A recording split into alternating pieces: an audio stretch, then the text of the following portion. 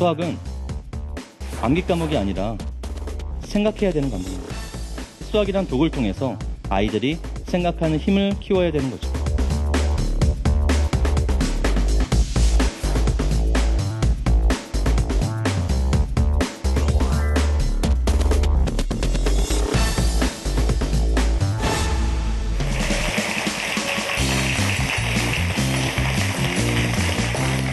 안녕하세요. 수학으로 고민하는 학부모들을 위한 수학 콘서트 수다학의 MC 고유경입니다. 국어를 잘 하려면 어휘력이 중요하고요. 영어를 잘 하려면 영단어를 많이 알아야 합니다. 그렇다면 수학은 어떨까요? 네, 수학은 수 개념부터 잘 알아야 하는데요. 그런데 사실 이게 쉽지가 않습니다. 왜냐하면 어른들부터 수 개념을 잘 모르기 때문인데요. 그래서 오늘 강연에서는 수란 무엇인지, 공식에 담긴 의미는 무엇인지 아주 기초부터 튼튼히 다져줄 강연이 준비되어 있습니다. 먼저 강연에 앞서서 수다학의 든든한 견인차죠. 윤영미 씨부터 만나볼게요.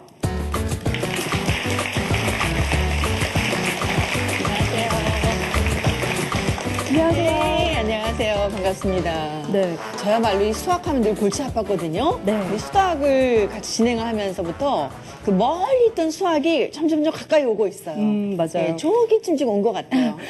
요즘 수학 인기 체험하세요? 그럼요. 예, 저희 이제 아들들도 고1, 고2거든요. 그래서 그 아들들 친구들이 이 방송을 봤다는 거예요. 진짜요? 그래서 야, 너희 엄마 수학에 관심 많더라. 뭐 수학 프로그램 진행한다더라. 이런 얘기를 했다 그러더라고요. 오. 그래서 제가 위상이 쑥쑥 올라가고 있어요. 아드님들 수학 공부는 잘하세요?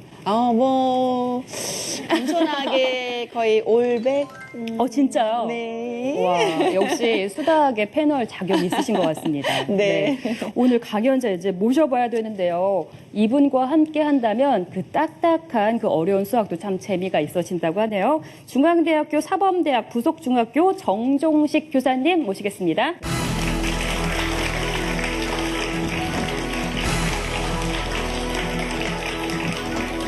안녕하세요.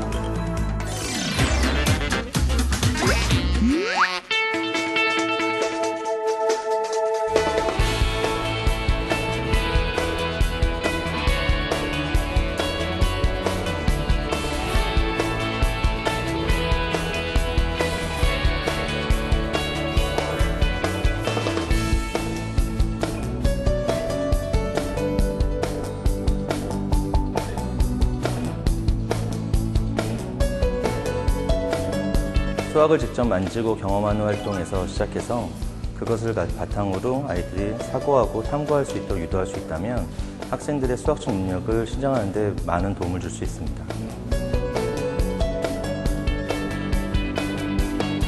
자연수를 바탕으로 자연수에서 숨어있는 수학의 의미를 찾아보고 정수의 다치기 현상을 기본으로 그 속에서 담겨있는 수학의 효율성과 합리성을 주제로 한 수를 알면 수학이 보인다를 강연하고자 합니다.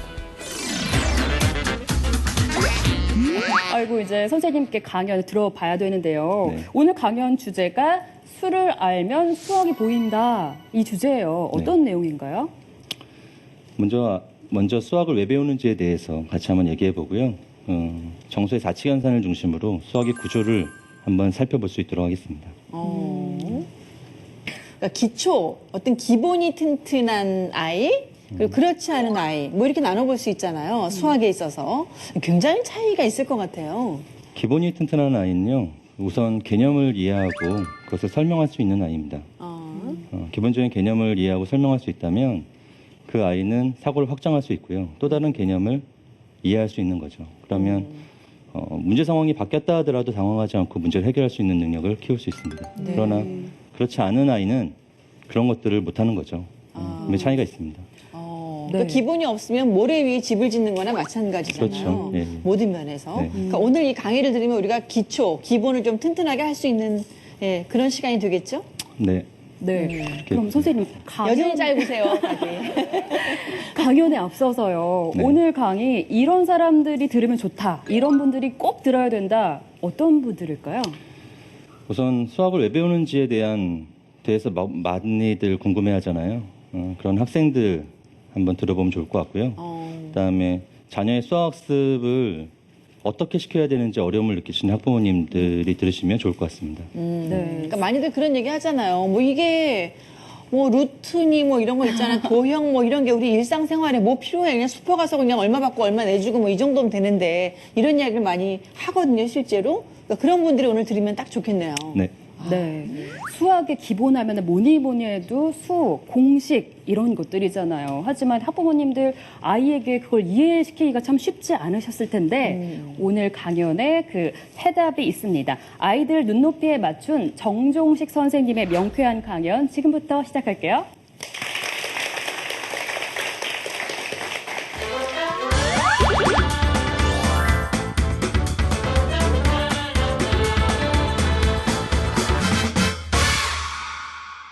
오늘은 그 수를 가지고 제가 중학교 교사다 보니까 수를 가지고 중학교 내용을 바탕으로 얘기를 해보겠습니다. 그 중학교 내용의 바탕은 초등학교입니다.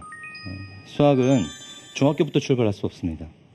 그래서 그게 어떻게 연결되어 있고 고등학교의 수학과 또 어떠한 밀접한 관계에 있는지 한번 알아볼 수 있도록 하겠습니다. 그 전에 학생들이 생각하는 수학 어떤 것들이 있는지 한번 먼저 화면을 통해서 알아볼 수 있도록 하겠습니다. 많이 하는 얘기죠. 아까 그 MC분도 그런 말씀 하셨는데요. 그 수학을 대체 왜 배울까? 이거에 대한 궁금한 점을 모두들 갖고 있죠. 정말 수학은 왜 배우는 걸까요?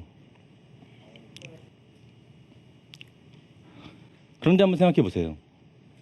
수학이라는 과목을 제외하면 과연 아이들이 고민하고 생각하고 판단하고 문제를 해결하는 그런 과목이 또 있을까요? 기본적인 정의와 개념을 바탕으로 사고를 확장하고 그 확장된 개념을 통해서 또 다른 개념을 설명하고 이해하고 문제를 해결하는 과목은 수학밖에 없습니다. 그래서 수학은 문제 해결을 중요시하는 거죠. 나에게 주어진 문제 상황을 이해하고 분석하고 그 문제를 어떻게 해결할 것인지에 대한 계획을 세우고 실천해 가는 과정. 그것이 바로 풀이인 거죠. 그때 사용하는 언어가 수학이라는 언어인 거고. 그래서 수학은 결과보다 과정에 관심이 있습니다. 우리가 평가를 할 때 결과를 가지고 평가하는 경우가 있죠. 그래도 수학은 궁극적으로는 과정에 관심이 있어요. 왜냐하면 수학에서의 결과는 결국 과정을 통해서 나오거든요. 이게 수학의 근본적인 이유인 거죠. 우리가 배워야 되는 근본적인 이유. 또 수학은 효율적이고 합리적입니다. 우리가 일상생활에서 많이 쓰는 수, 자연수죠. 자연수는 1, 2, 3, 4 같은 수를 얘기합니다. 이런 수를 왜 자연수라고 할까요? 왜 자연수라고 하죠? 수학자가 만들었나요? 자연에 있는 수입니다. 한번 생각해 보세요. 나무 한 그루가 있습니다. 비바람이 몰아쳐서 나무 가지가 하나 꺾였어요. 그럼 그 나무를 보고 몇 그루라고 하죠? 한 그루라고 하죠. 0.9그루 이렇게 얘기하지 않잖아요. 자연에 있는 수에는 소수도 없고요. 영도 없고 음수도 없습니다. 그래서 그 수를 우리는 자연수라 부르는 거죠.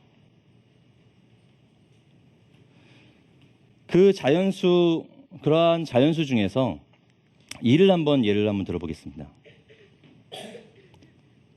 숫자 2에서 생략된 것이 무엇이 있을까요? 어디에 1이 생략되어 있죠? 앞에 1이 생략되어 있나요? 곱하기 1 생략되어 있다고 생각할 수 있죠. 예. 또 뭐가 생략되어 있죠? 0 생략되어 있죠. 또 없나요? 분모에 1이 생략되어 있죠. 또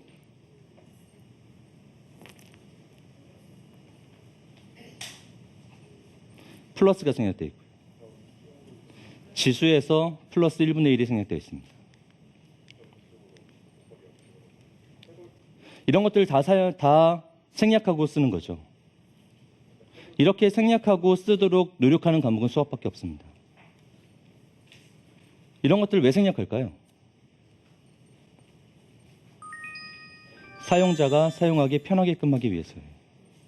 다 쓴다고 한번 생각해 보세요. 그렇다면 왜 하필이면 분모의 1이고 왜 하필이면 플러스일까요? 가장 많이 쓰기 때문입니다. 분모 중에 가장 많이 쓰는 수가 1이고요.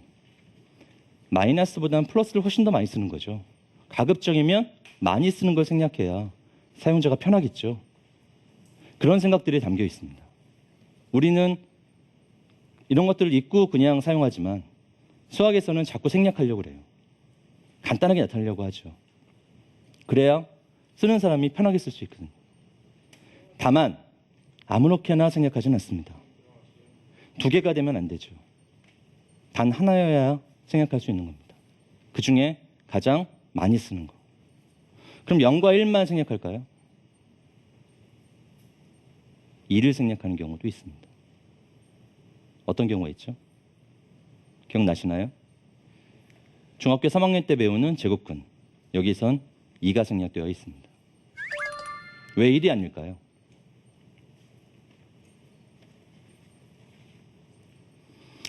제곱근에서 1은 아무 의미가 없습니다.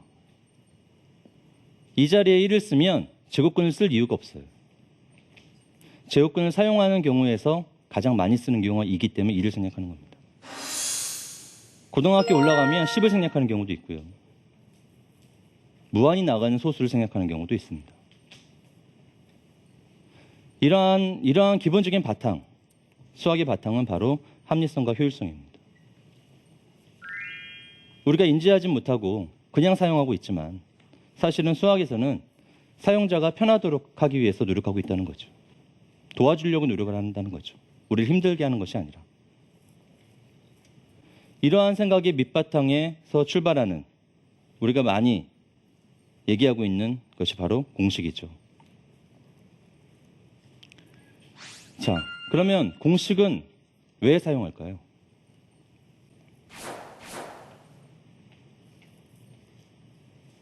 외워서 써먹으라고 사용할까요? 이거 역시도 같은 맥락입니다. 한번 원리를 설명할 수 있고 이해할 수 있다면 딱 한 번만 설명하고 그 다음부터는 사용하라는 뜻이죠. 편하게. 그 한 번을 하는 사람과 안 하는 사람이 있을 뿐입니다.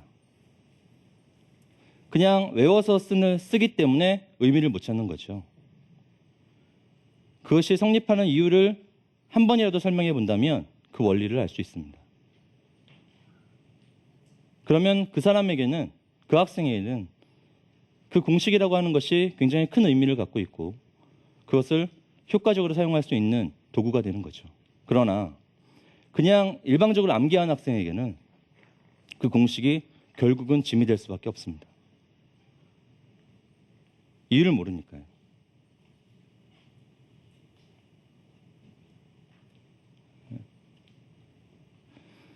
자, 그렇다면 중학교에 올라와서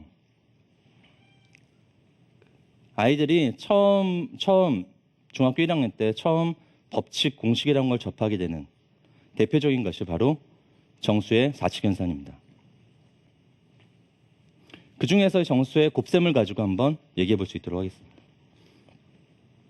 마이너스 3 곱하기 마이너스 2가 있습니다. 얼마죠?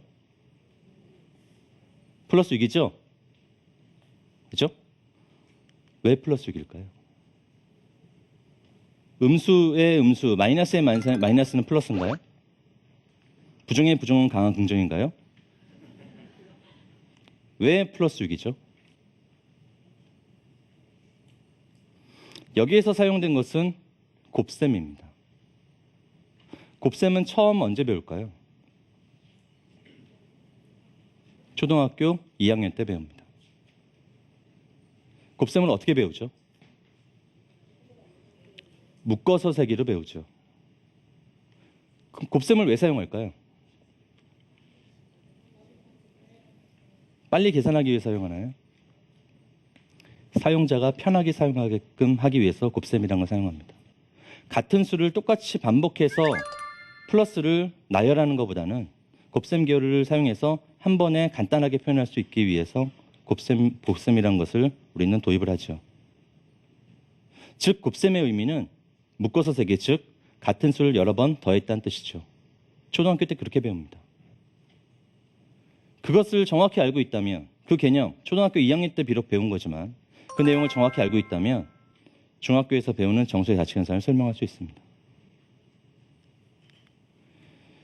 플러스 3 곱하기 플러스 2가 있습니다. 얼마죠?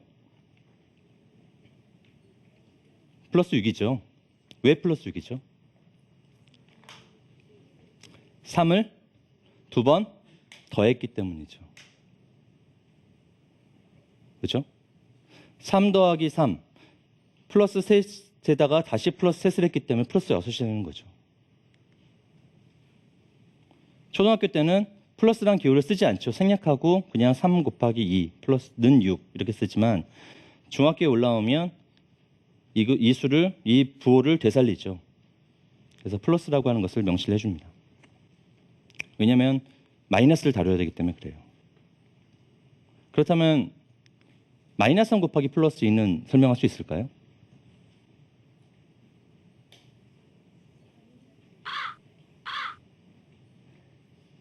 지금 시험 보는 거 아니죠. 틀리셔도 됩니다. 어떻게 설명할 수 있을까요? 마이너스 3을 2번 더한다고 설명할 수 있겠죠. 그죠? 우리가 알고 있는 곱셈의 정의에 따라서. 그럼 마이너스 3이라고 하는 놈을 2번 더하면 얼마가 되죠? 마이너스 6이 되죠. 그래서 정수의 곱셈을 배우기 전에 정수의 덧셈을 배웁니다. 정수의 덧셈을 할 줄 알아야 정수의 곱셈을 할 수 있거든요. 자, 그렇다면 플러스 3 곱하기 마이너스 2는 어떻게 설명할 수 있을까요?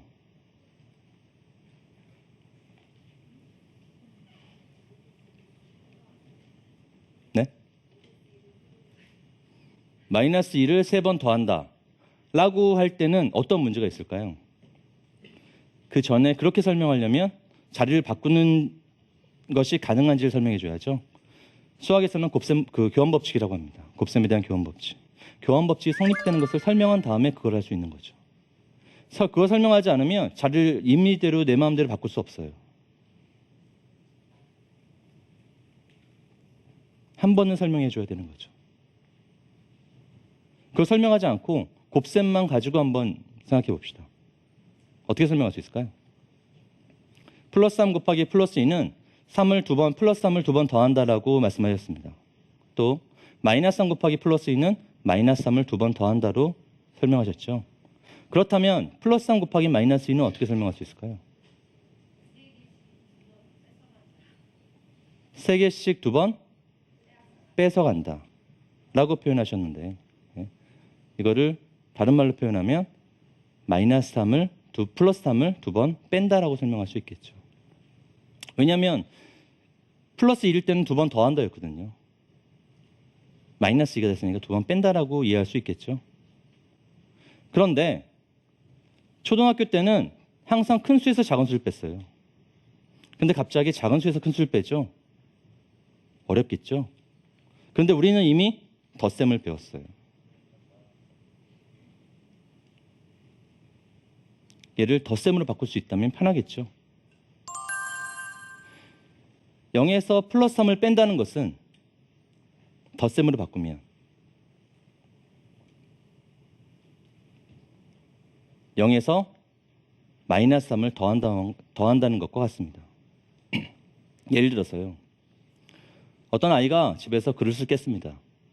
엄마가 300원 내놔 그랬어요. 근데 주머니에 돈이 아무것도 없어요. 못 줬어요. 그랬더니 엄마가 돈이 없어요. 그랬더니 엄마가 너 그럼 나한테 빚 300원 있어. 라고 빚을 준 거죠. 엄마는 수학을 하시는 분이죠. 성립하죠. 개념이 같습니다. 그래서 플러스 3을 빼는 것은 마이너스 3을 더하는 것 같죠. 같은 개념인 거예요. 그러면 덧셈으로 바뀌었죠. 그럼 0에다가 마이너스 3과 마이너스 3을 더하면 마이너스 6이죠. 그래서 아까와 같은 결과가 나타납니다. 플러스 3 곱하기 마이너스 2와 마이너스 3 곱하기 플러스 2가 같은 거죠.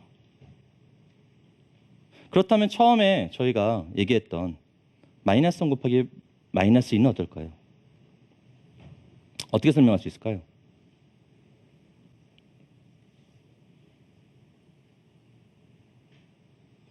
곱셈을 풀면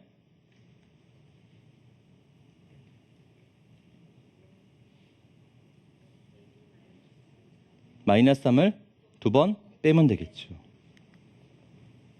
그렇죠? 그 말이겠죠. 뭔가 우리가 법칙을 만들지 말고 곱셈을 초등학교 때 배웠던 곱셈을 순수한 곱셈 기호의 약속만 가지고 한번 이해해 보자는 거죠. 그러면 0에서 마이너스 3을 2번 빼는 거예요. 그럼 생각해 보세요. 마이너스를 뺀다는 것은 나한테 이득인가요, 손해인가요? 빚을 제거해 주겠다는 거죠. 그럼 나한테 이득이죠. 얼마만큼 이득일까요? 그 수만큼 이득이죠. 그래서 마이너스 3을 빼는 것은 플러스 3을 더하는 것과 같습니다. 사실 학교 현장에서는 샘돌 모델 바두가를 이용해서 보통 설명을 많이 하죠. 그래서 얘는 결국은 플러스 6이 되는 겁니다. 즉 마이너스 3을 빼는 것과 플러스 3을 더하는 것이 같기 때문이죠. 이 모든 것의 기본 원리는 바로 곱셈입니다. 초등학교 때 배웠던. 근데 잘 보세요. 곱셈을 하려면 덧셈을 먼저 해야 되죠. 근데 뺄셈을 하려면 또 덧셈을 먼저 해야 되죠. 근데 곱셈을 할 때 뺄셈을 적용하기도 하죠. 그렇다면 순서를 어떻게 해야 되겠어요? 가장 먼저 뭘 배우게 되죠? 덧셈을 먼저 배우고 그 다음 뺄셈을 배우고 그 다음 곱셈을 배워야 되는 거죠. 이게 순서가 뒤바뀌면 설명할 수 없겠죠. 그래서 수학과 교육과정은 그렇게 짜여져 있습니다. 이 순서로 되어 있어요.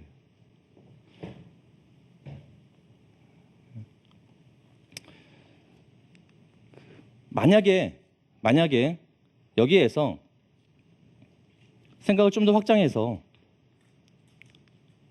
분배법칙을 한번 설명해 보겠습니다.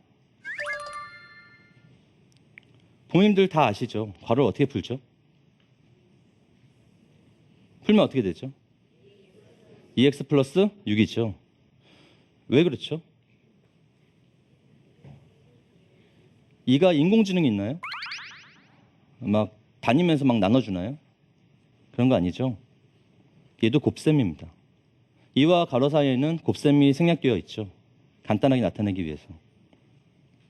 그럼 이 말은 곱셈을 가지고 풀어서 얘기하면 2를 x 플러스 3번 더하는 거죠. 그 말은 x번 더한 다음에 다시 3번 더 더하라는 얘기죠. 맞습니까? 그러면 2를 x번 더했을 때 그걸 우린 뭐라고 표현하죠? 2x라고 표현하죠. 그 다음에 2를 3번 더한 것을 2 곱하기 3. 그래서 2x 플러스 6이라고 표현합니다. 그러면 이런 분배 법칙을 어떻게 성립하는지 알았다면 매번 이렇게 설명하지 말자는 거죠. 한 번만 설명할 수 있다면 그 다음부터는 분배 법칙을 써먹자는 거죠.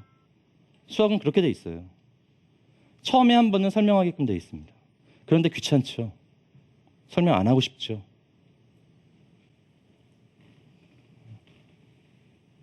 하지만 그것을 한 번만이라도 설명할 수 있다면 그 내용을 가지고 생각을 확장해 나갈 수 있는 겁니다.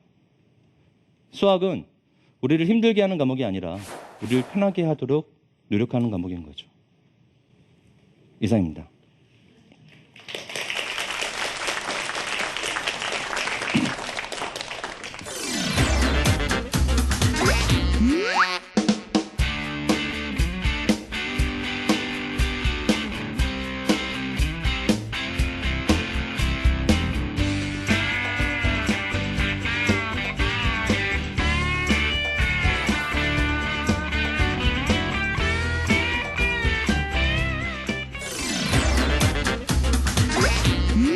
네, 첫 번째 강연 잘 들었습니다. 이렇게 애들에게 얘기해주면 헷갈릴 일이 없을 것 같아요. 그 뭐 하나 배워도 제대로 배우는 게 중요하잖아요. 제대로 학습법의 정말 진수가 아닌가? 뭐 그런 생각이 드네요. 아니 좋은 거 배우긴 했는데 선생님 표정이 좀 무서웠어요. 이제 긴장되더라고요.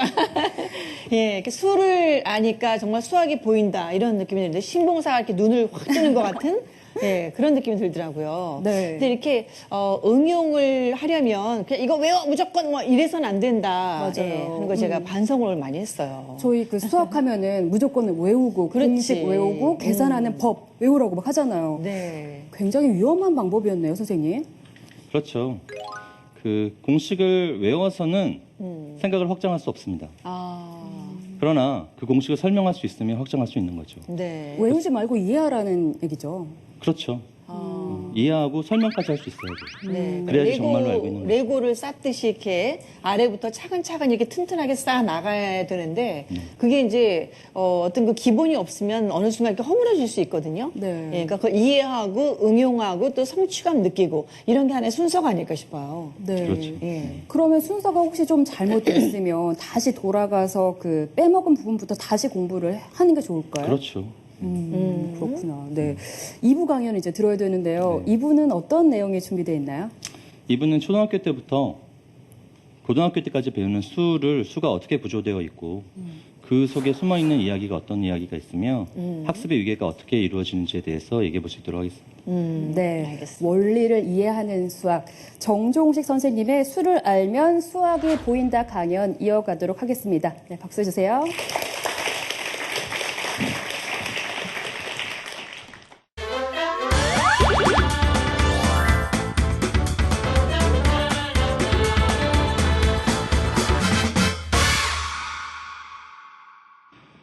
그 초등학교 때부터 고등학교 때 이르기까지 우리는 많은 수를 배웁니다. 그죠? 그 중에 가장 먼저 배우는 수가 자연수죠. 그죠? 자연수는 누굴 기준으로 생각하는 거죠? 기준점이 누구예요?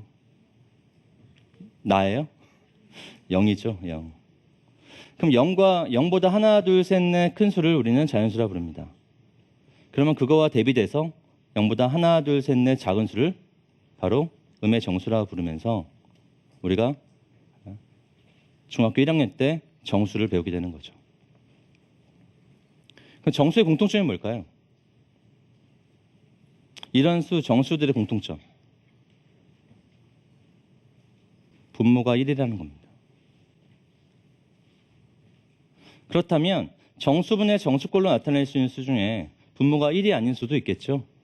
그런 수를 우리는 정수가 아닌 유리수라고 합니다. 이 수에는 유한소수와 순환소수가 있습니다. 소수로 표현했을 때. 이런 것들을 묶어서 우리는 유리수라고 하죠. 그럼 유리수는 어떤 수일까요? 분수로 나타낼 수 있는 수일까요? 아닙니다. 그렇게 알고 계신 분들이 많은데요. 분수는 수의 표현 방법이에요. 모든 수는 분수로도 표현할 수 있고 소수로도 표현할 수 있습니다. 2분의 루트 2가 2는 유리수가 아니죠. 하지만 분수예요. 유리수의 정의는 정수분의 정수꼴로 나타낼 수 있는 수를 얘기합니다. 그리고 이러한 수는 소점 아래의 수가 유한하거나 어떤 수의 패턴이 반복될 때 반복되는 패턴을 갖고 있고요. 그렇지 않은 무한히 나가는 소점 아래의 수가 무한히 나가는 수를 우리는 무리수라 부르죠. 이것은 중학교 3학년 때 배웁니다. 이런 것들 묶어서 우리는 실수라고 하죠. 이 실수의 공통점은 뭘까요? 실수는 수직선 위에 나타낼 수 있는 모든 수를 얘기합니다. 수직선의 수를 나타내보면 0을 기준으로 0보다 큰 수를 양수라 부르고 0보다 작은 수를 음수라 부르죠. 근데 앞에서 알아본 것과 같이 음수의 제곱은 양수죠. 양수의 제곱도 양수죠. 0은 제곱하면 0이죠. 그래서 실수의 제곱은 항상 0보다 크게 나왔습니다. 그렇다면 제곱해서 0보다 작은 수가 있어야겠죠. 대비돼서 그 수를 우리는 허수라 합니다. 고등학교 1학년 때 배우는 거죠. 이런 것들 묶어서 우리는 복소수라고 하는 거죠. 역시 어렵죠? 네. 자, 여기에서 어떤 수가 제일 중요할까요? 어떤 수의 연산이 제일 중요할까요? 정수가 제일 중요할까요? 유리수가 제일 중요할까요? 고등학교 때 배우는 복소수가 있으니까 마치 제가 가장 중요할 것처럼 보이지만 실제로는 MC분이 말씀하신 것처럼 정수가 제일 중요합니다. 정수의 연산을 가지고 다음 문제를 해결할 수 있습니다. 고등학교 1학년 문제입니다. 물론 굉장히 간단한 문제지만 지금까지 학습한 중학교 1학년 수준 정수의 자치연산과 분배 법칙만 알고 있다면 얘를 해결할 수 있죠. 한번 괄호를 한번 풀어볼까요? 얼마죠?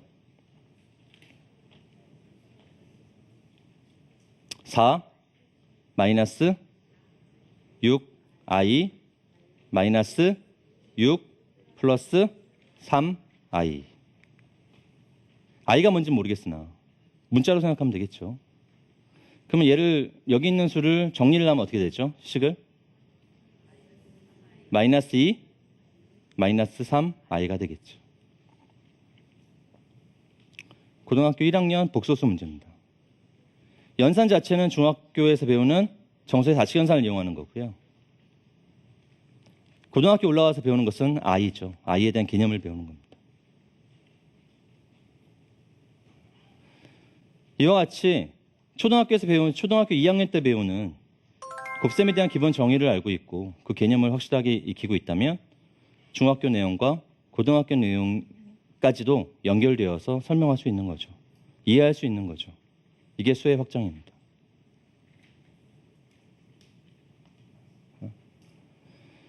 이러한 생각들, 이러한 지금까지 알아본 이러한 것들을 바탕으로 수학은 어떤 과목일지 한번 정리해 보겠습니다.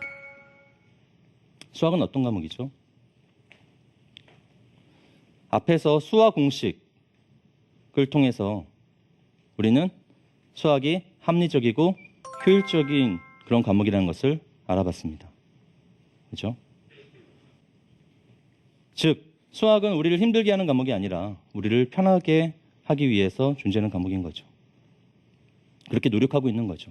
또 수학은 학습의 위계가 명확한 과목입니다. 순서가 어긋나게 학습을 할 경우에는 문제가 생길 수 있죠. 지난 시간에 학습한 내용 정확히 이해하고 있다면 이번 시간 이해하기가 부담스럽지 않은 거고요. 만약에 지난 시간에 학습한 내용이 잘 이해가 되지 않았어요. 그럼 이번 시간이 굉장히 힘들어지는 거죠. 수학은 한 시간 학습 양이 많아서가 아니라 그것들이 누적되고 계속 사용되어지기 때문에 학습에 결손이 발생하면 그 결손이 자꾸 커지게 되는 거예요. 그러면 결손이 커진 학생들은 수학을 외울 수밖에 없겠죠. 이해할 수가 없으니까요. 그러면 수학이 점점 힘들어지고 어려워지고 포기하게 되는 거죠. 이런 아이한테 지금 수준에서 반복 학습을 시키는 것이 효과적일까요? 앞으로 배울 것을 미리 가르치는 것이 효과적일까요? 그렇지 않습니다. 이 아이가 어디에서 학습에 문제가 생겼는지, 어디에 공백이 존재하는지를 찾아야 합니다. 수학은 그래요. 다른 과목은 분절되어 있는 부분이 있어서 그 학습 내용만 이해하면 되지만 수학은 그렇지 않은 거죠. 이건 수학의 난이도의 문제가 아니라 수학의 구조에서 오는 현상입니다. 수학의 구조를 이해하지 못하면 아이들을 올바르게 지도할 수 없어요. 수학은 그냥이 없습니다. 반드시 이유가 있습니다. 그래서 수학에서는 왜라는 질문이 중요합니다. 제가 이번 강연에서도 계속 부모님들께 여쭤봤죠. 여쭤보면 생각하시죠. 고민하시죠. 하지만 물어보지 않으면요. 그냥 듣기만 합니다. 듣고 받아들이는 것은 지식적인 요소에서는 맞을지 모르겠으나 그것을 설명할 수는 없어요. 내가 생각하는 것들을 자꾸 설명할 수 있고 그걸 갖고 사고를 확장할 수 있고 또 다른 뭔가를 얘기할 수 있는 그런 과목이 바로 수학인 거죠. 그래서 수학은 암기 과목이 아니라 생각해야 되는 과목인 겁니다. 즉 수학이란 도구를 통해서 아이들이 생각하는 힘을 키워야 되는 거죠. 도움이 되시길 바랍니다. 이상입니다.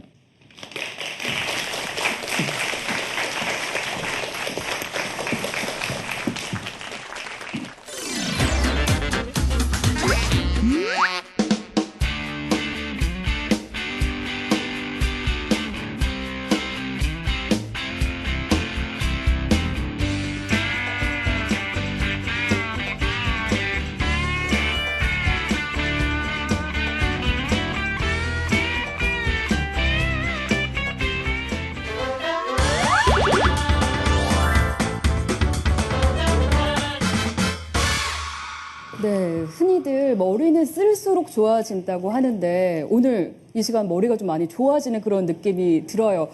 학교 다닐 때 배운 게 조금 어렴풋이 기억은 나더라고요. 네.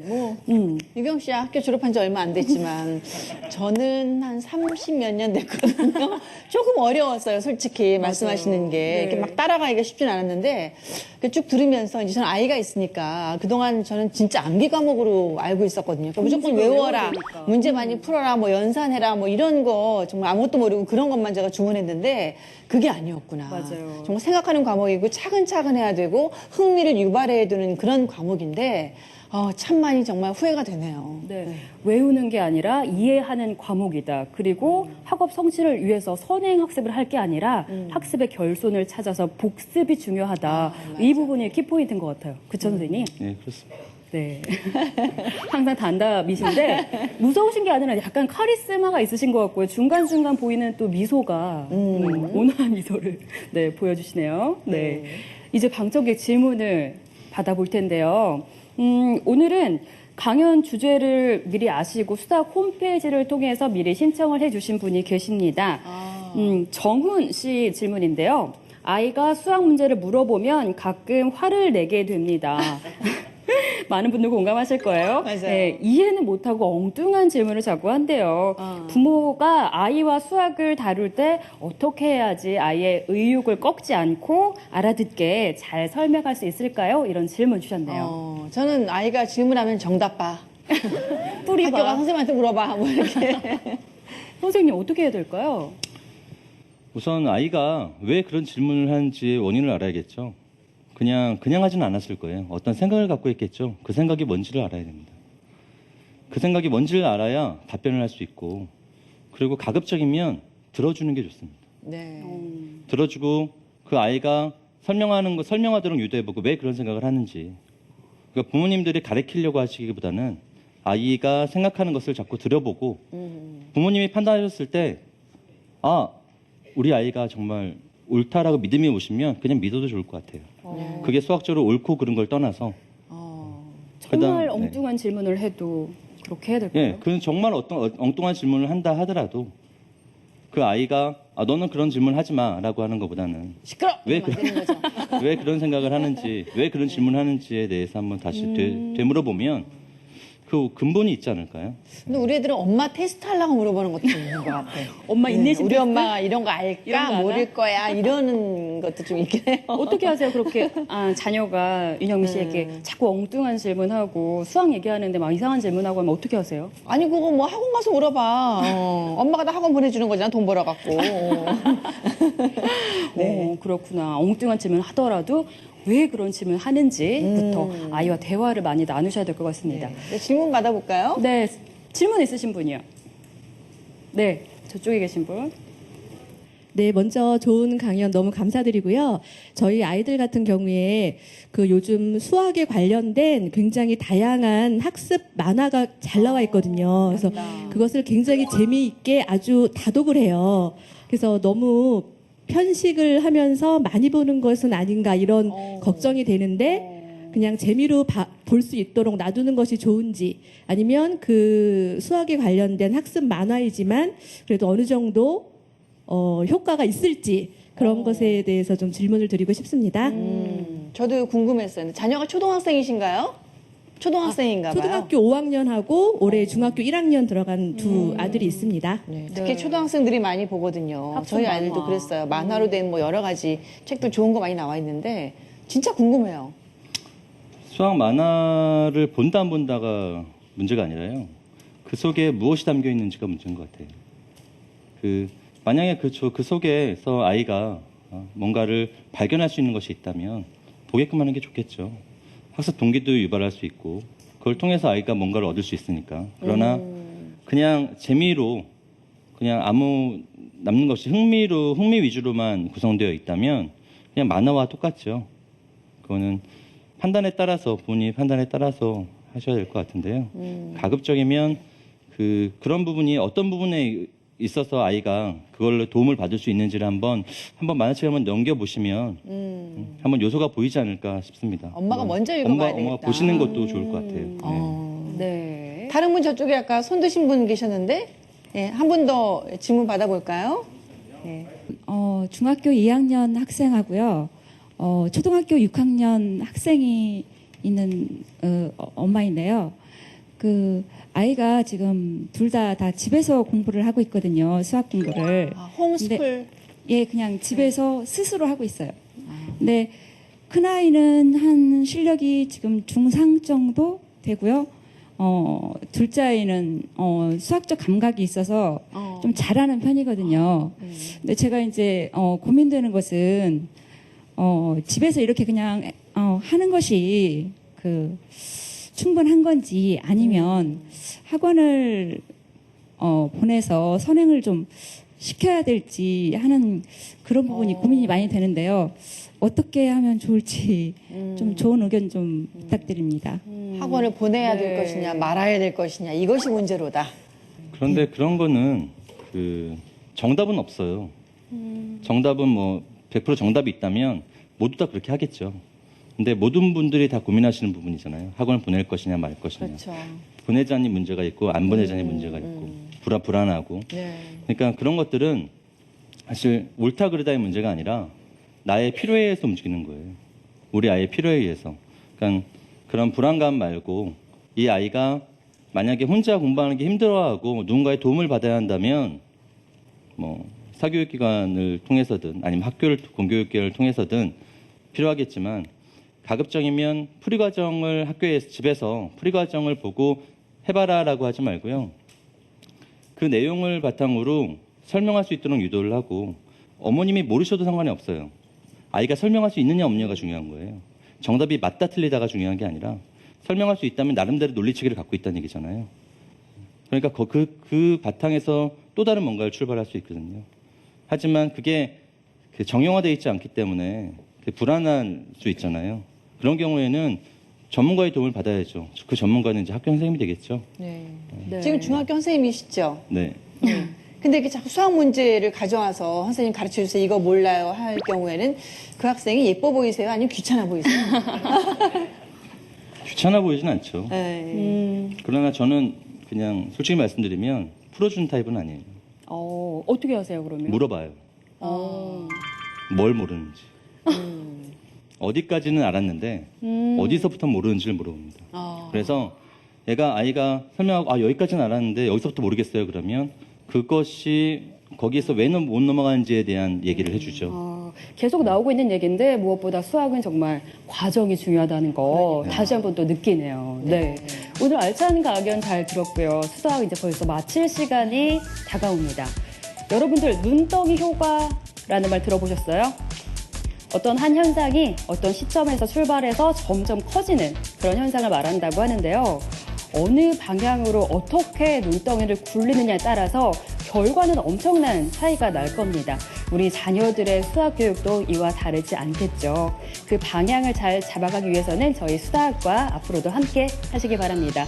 저희 오늘 강연은 여기서 이만 마치고요. 다음 주에 더욱더 알찬 내용 가지고 찾아오도록 하겠습니다. 네, 감사합니다.